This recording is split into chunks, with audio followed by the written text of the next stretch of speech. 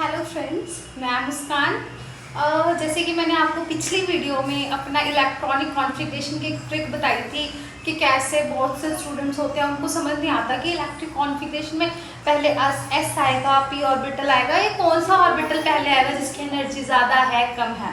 तो उसके रिलेटेड मैंने अपने इससे पहले एक वीडियो डाली थी इलेक्ट्रिक कॉन्फ़िगरेशन, उसमें आपको ये सभी डिटेल्स मिल जाएंगी। तो वैसे तो मैं आज आपको मोथ पढ़ाने वाली थी यार, मोथ का मतलब मॉलिक्यूलर ऑर्बिटल थ्योरी। यार ऐसा वैसा मोथ नहीं पढ़ा रही मैं पर उससे पहले मैंने सोचा उससे पहले आपको ना लेविस डॉट स्ट्रक्चर के बारे में पता होना चाहिए कि उसमें क्या होता है, कैसे बॉन्ड बनते हैं, कैसे लोन पेयर बॉन्ड पेयर कहाँ पे लगेगा, नेगेटिव चार्ज पॉजिटिव चार्ज कहाँ पे लगेगा। इसलिए मैंने सोचा पहले आपको ना लेविस स्ट्रक्चर पढ़ाया जाए। तो वैसे इससे पहले भी कोवेलेंट कोऑर्डिनेशन बॉन्ड होते हैं, but coordination bond covalent bond ये ना सेल्फ स्टडी वाले चैप्टर है। ये मतलब नॉर्मल है कि मतलब कि सिंगल बॉन्ड कहाँ लगेगा, डॉट पेयर कहाँ लगेगा, ठीक है।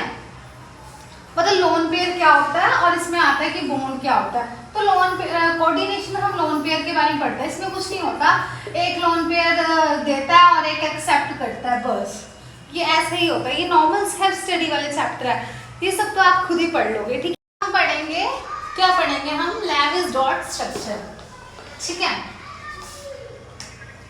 देखो ये 10 मिनट का वीडियो नहीं है, ये ना मैं तुम्हें प्रॉपर पूरी वीडियो समझाऊंगी।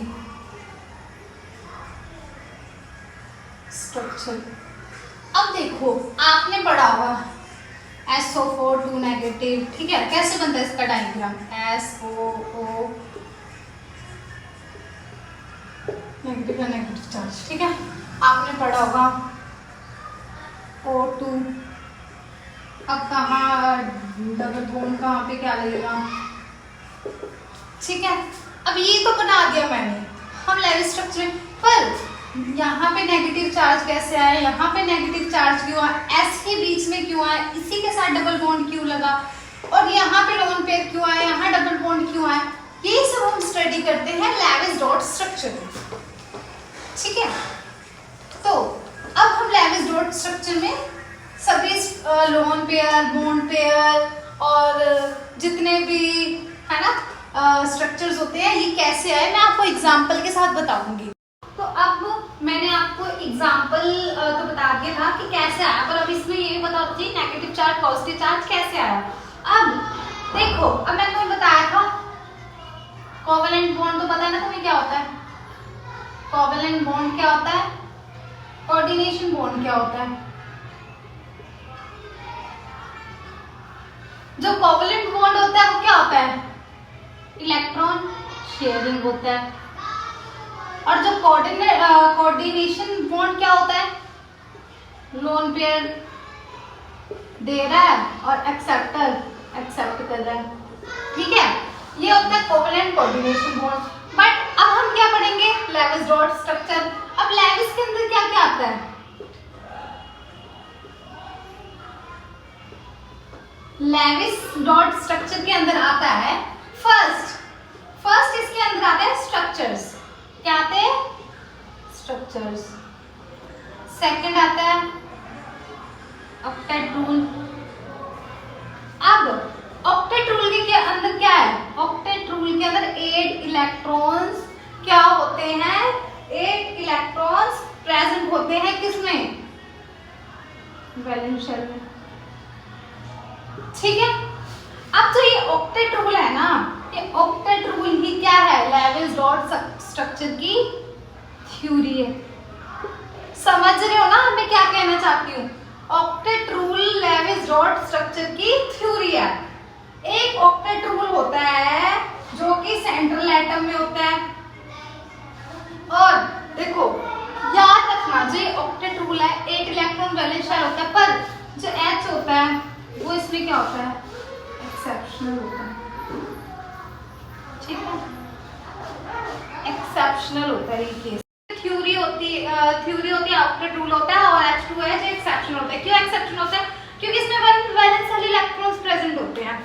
अब नेक्स्ट नोट कर लो, ये काम आएगी तुम्हारे, ठीक है, बहुत इंपॉर्टेंट है ये लेविस डॉट स्ट्रक्चर। अगर तुम्हें ये नहीं ना आया इलेक्ट्रॉन, मॉलिक्यूलर ऑर्बिटल्स वगैरह कुछ नहीं आएगा क्योंकि ये बेसिक है।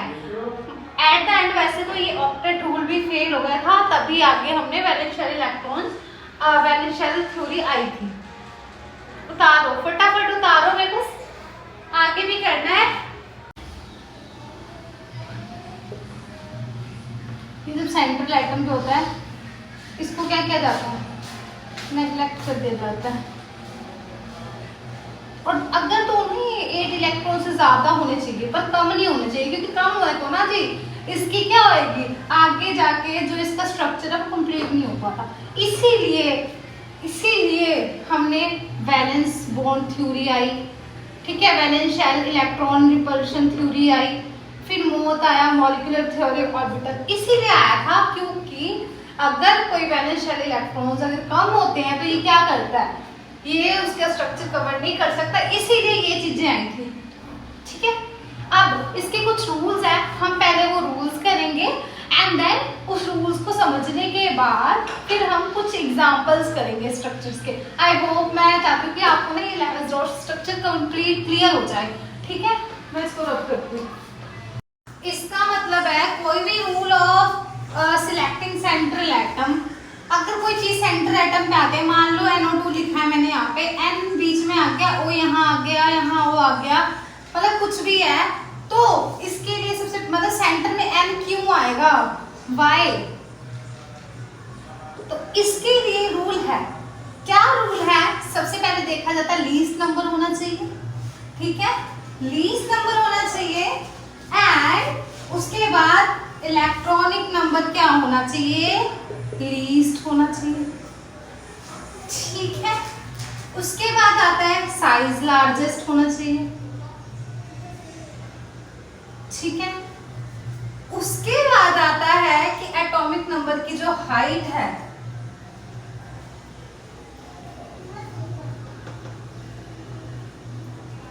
हाइट होनी चाहिए, ठीक है। ये तो है, बट उसके साथ हमेशा याद रखना कभी भी F और H कभी भी सेंट्रल एटम पे नहीं आ सकते।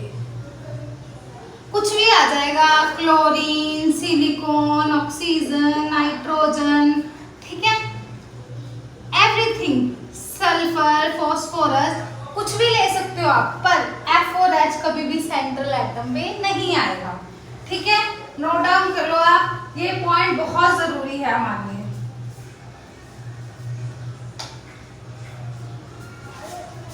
कर लिया नोट डाउन, आई होप कर लिया होगा।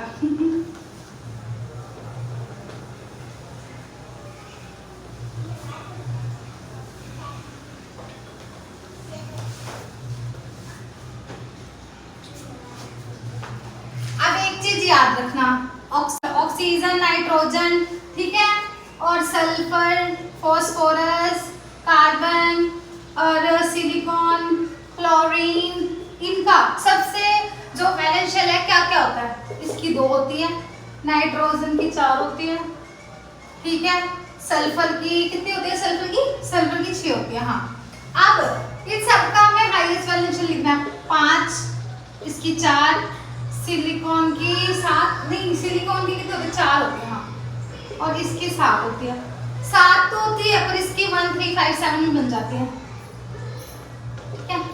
इनका कितना, ऑक्सीजन का कितना बन जाता है, ऑक्सीजन का 1 बन जाता है, 2 बन जाता है, और 3 4, ठीक है, 3 4 6, इसका 4 रहता है, इसका भी 4 रहता है, इसका 1 3 5 7, ठीक है बच्चों, ये 5 है, ठीक है। ये अब रूल नंबर 2 क्या आता है, रूल नंबर 2 ये बोलता है कि जो ऑक्टेट रूल है,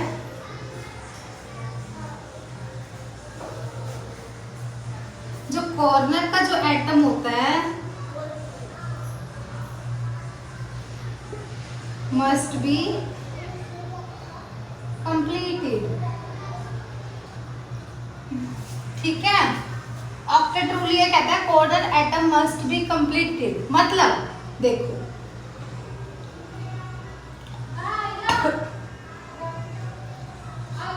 ऑक्सीजन, ऑक्सीजन 2, अब 1 बॉन्ड 2 बॉन्ड 3 4, 4 हो गया। पर ऑक्सीजन में कितने इलेक्ट्रॉन्स होते हैं? 8 होते हैं ना, तो 4 हो गए, 5 6 7 8। ऐसे ही इस पे भी कंप्लीट होना चाहिए। तो ये यही बोलता है कि जो कॉर्नर का जो भी एटम होगा वो क्या होना चाहिए? कंप्लीट होना चाहिए। सेकंड रूल ये बोलता है, ठीक है। मैं इसको रब करूं,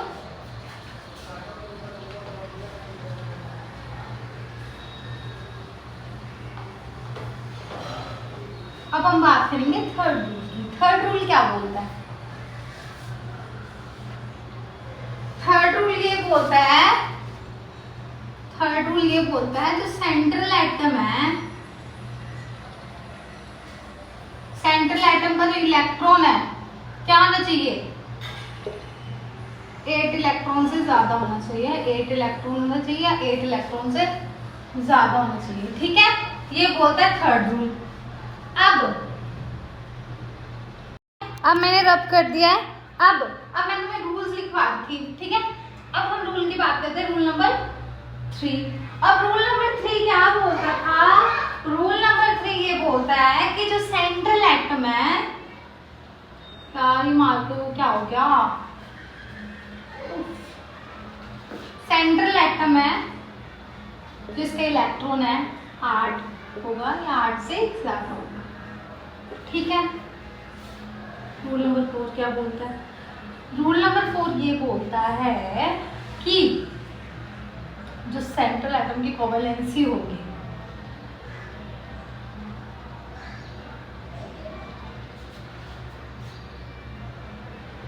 क्या होनी चाहिए? मैक्सिमम होनी चाहिए।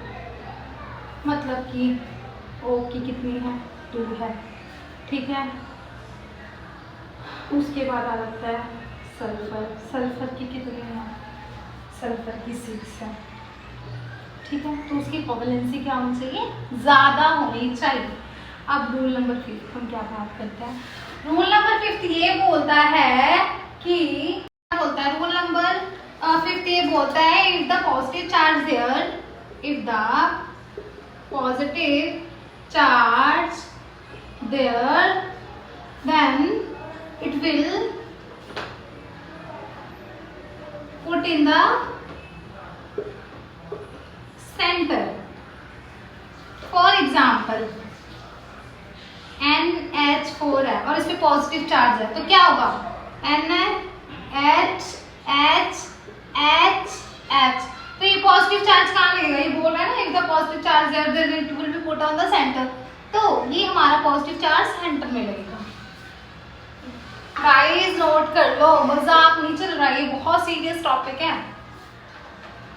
बेसिक है ये, जिसको बेसिक ही नहीं आता वो आगे क्या ही स्ट्रक्चर सॉल्व करेगा। रब कर रही हूँ मैं।